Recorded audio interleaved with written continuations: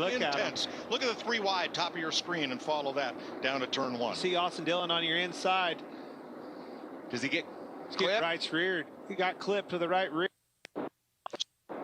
Turned him right up into Ricky Stenhouse Jr.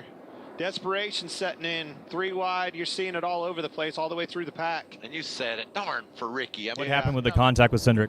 I was wrecked intentionally by him, hooked right, just like Chase and Denny and Bubba's deal. He better be suspended next week. All right, organization. Well, he's helped us all around. Number one, he's winning races, showing we can win races.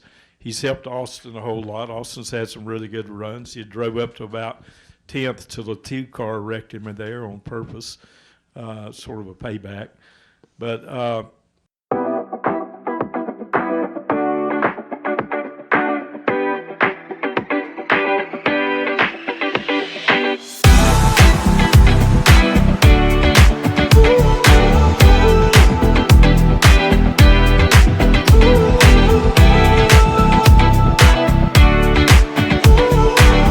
get to what happened lap 219 in Sunday's race. Watch middle of your picture. The 2 of Austin Cindric comes down just a little bit. Maybe the 3 comes up. He and Austin Dillon get together. Dillon goes up the track, collects the 47 of Ricky Stenhouse Jr. Now, when this race was over, Austin Dillon said in an interview he should be suspended. He wrecked me on purpose. Go back and look at what happened last week in the Coke 600 or last year with Bubba Wallace, Kyle Larson.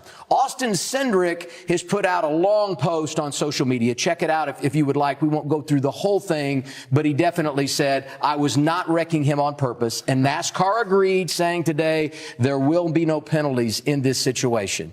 You've looked at the video. Where do you land with this one? Yeah, I don't think that Austin Cindric did that on purpose. And I have to be careful when I say Austin. I have to clarify Austin Cindric because we're talking about Austin Cindric and Austin Dillon, right? Isn't it? But I truly believe that Austin Cindric intended to fill that gap. And when these 2 cars make contact, as soon as his left front makes contact with Austin Dillon's right rear quarter panel, it immediately starts to turn Austin Dillon's car. And it turns it into the direction of Austin Cindric. So it makes a small bit of contact worse because it turns him back across his nose, and it puts both of them in a very bad spot. Austin Cindric, you looked at the data, he put out the data, he slams on the brakes to try and get off of him, but by then it's too late. Austin Dillon's already hooked and going right. And then the poor innocent bystander of Ricky Stenhouse, who was having a great day. Great day. I think that's the missed part of this conversation, but I certainly don't want drivers continuing to get out of the car and say that this guy should be suspended every time we have somebody get in an incident. What do you see in this situation, Drew? And maybe not as much what happened on track, but what Eric just said, and that is right now what drivers are doing and their expectations from NASCAR, and should we suspend guys when there's a wreck on track? Yeah, I'm not much of a soccer fan, but when I do watch it, the thing I hate most about it is a flop. And I don't want to see that in our sport. I don't want to see a driver getting out, pointing a finger as soon as he gets out. He did it on purpose. He needs suspended.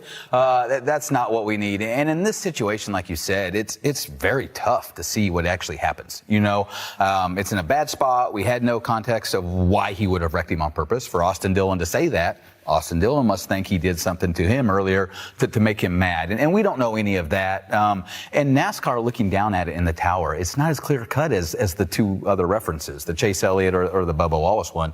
It's definitely a little more vague, and it's hard to see how far across that line this one could have gone. And the other thing, too, is the position they're in. They're getting to the end of the straightaway. It's a heavy braking zone getting into turn 1. Yeah. And where Austin Cindric's car is placed, he has no references. Yeah. He doesn't know where the corner is actually coming up because the brake markers that are on the outside wall by the fence are blocked by Ricky Stenhouse's car. Yeah. And the reference to turn into turn 1 is blocked for the 3 car with Austin Dillon. Yeah. So, slight misjudgment. I'm sure it wasn't on purpose. We had an incident late in the race between Austin Cindric and Austin Dillon. So sort of a 2-part question. One, how did the tower view that? And with the outage that we had and the SMT data not available, like you did last week with the Chase Elliott, Denny Hamlin situation, does that hinder you being able to look at some of that information from Sunday? Well, first, we didn't have it live. We didn't have SMT data live, but after everything it was still being recorded in the background. So once, and it was stored, so now the race teams have it and we have it as well. So looking back at that incident, we didn't see anything and haven't seen anything that really would rise to a level that would be a suspension or a penalty. It looked like, hard racing, one car coming up a little bit, another car going down.